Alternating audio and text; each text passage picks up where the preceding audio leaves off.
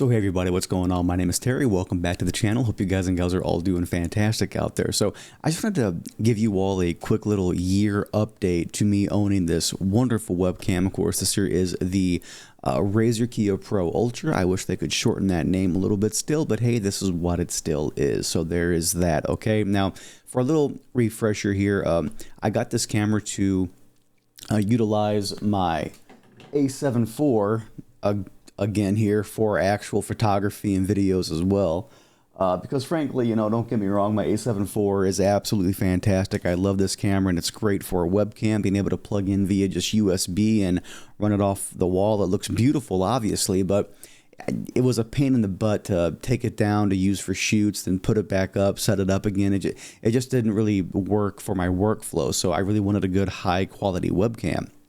And around that time, Razer announced this Kiyo Pro Ultra, and a few months after that they actually released it to the public after they showed it off at CES.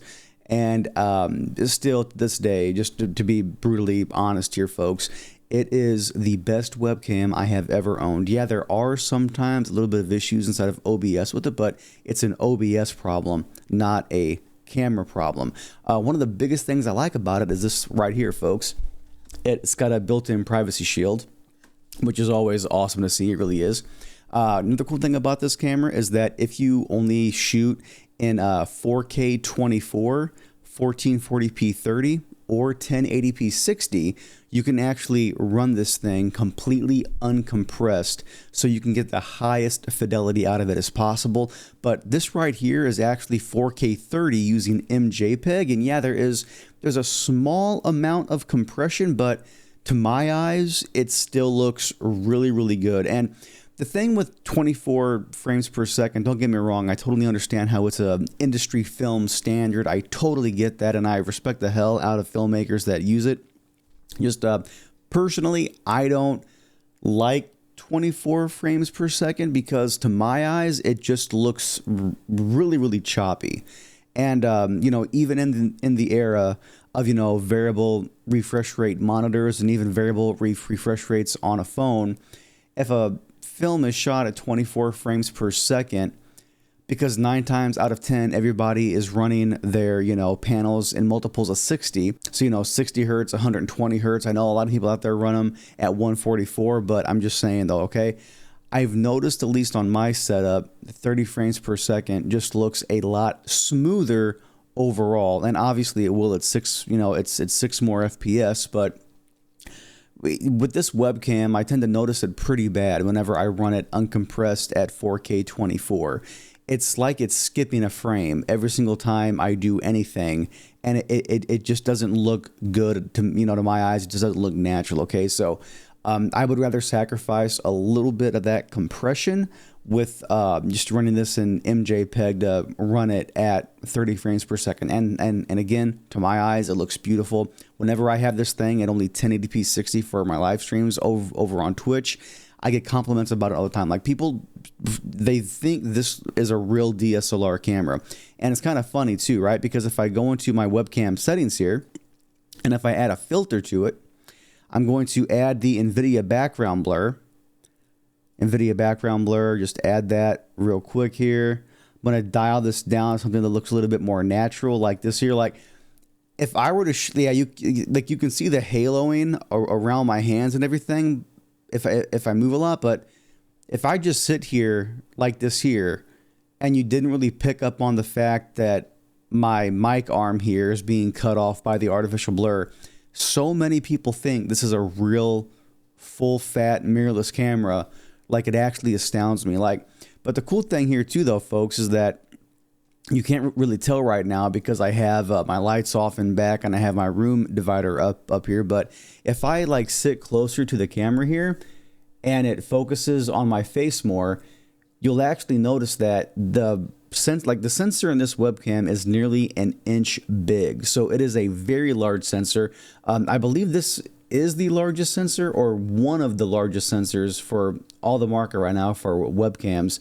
And it lets in anywhere between 3 to 4 times more light than your average webcam on the market right now. So that natural blur you see behind me, like, that's actual bokeh from a webcam. It's insane. It really is. Now, as far as any cons go with this webcam, the only thing I can actually say about it, and again, it's not any fault of the webcam, it's an OBS problem.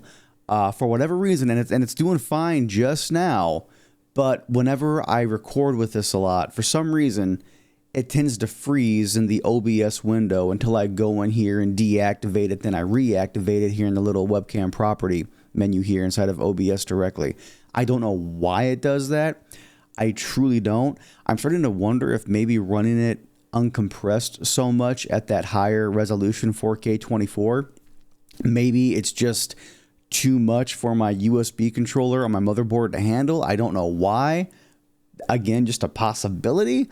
But yeah, whenever I run it compressed, like, 4K 30 or even, 1440p 30 or 1080p 60, the two latter ones being uncompressed, it seems to be just fine. But the 4K 24, it freezes up so many times in OBS, I just say forget it, and I pull out my main camera to do videos like this here, but I wish this was more of an in-depth technical video. I'm sorry that it's not, but if you want to see an actual full-on review of the software, how it works, how the Razer Synapse software works, I'll put that link to my video from almost a year ago down in a pinned comment, because the software itself has not changed, I had a couple people ask me, well, has the Razer Synapse software been buggy for you? And here's the thing. I know that the Synapse software for a lot of people out there is definitely a sore spot. I totally get that. I really do. But for me personally, it has not been an issue whatsoever. And the cool thing here is that this camera has built-in memory. So whenever you make your changes to the webcam and the Synapse software, once you hit save, you can actually just never run the software again until you want to update the firmware to your webcam or maybe change some color settings or something like to match your environment more.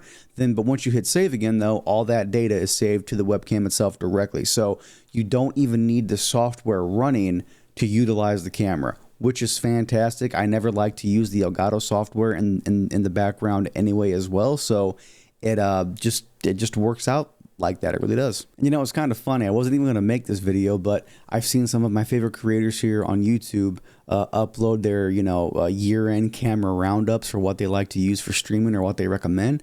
And I saw a couple people today on X, formerly known as Twitter, just so happened to ask about some recommendations for a webcam. So I figured, well, hey, you know what? I've had this thing for over a year now.